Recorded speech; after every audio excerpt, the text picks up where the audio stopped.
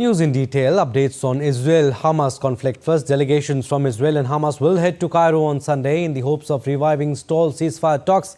This comes as the Israeli government is under increased international and domestic pressure to reach a deal with Hamas to release hostages being held in Gaza. DD India's Alex Cadio reports from Tel Aviv.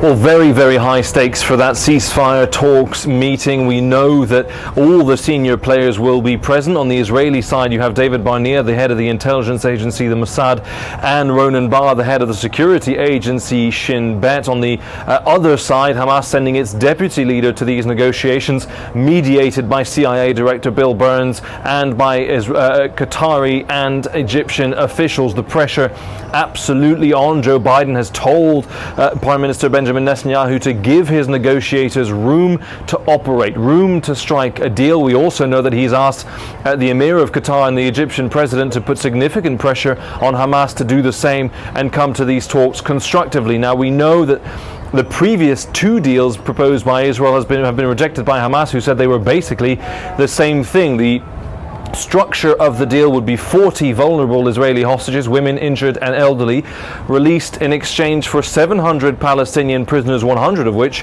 are serving life sentences here in Israel. Now the sticking points remain.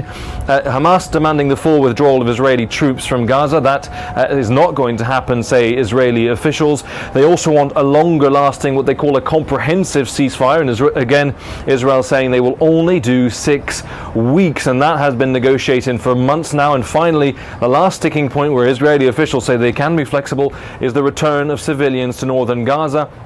They say they will allow more. The other aspect of this is the US pressure on Israel to allow more aid to flow into the Gaza Strip and to have a pause in the fighting, particularly as we've seen a 47-year-old Israeli hostage's body has been recovered just in the last day. He was kidnapped on October 7th, killed according to the IDF in January, and his body buried in Han Yunis in Gaza, only recovered by Shin Bet and the IDF. So clearly, for the families of those hostages, for the civilians starving in Gaza, time to reach a deal is running out.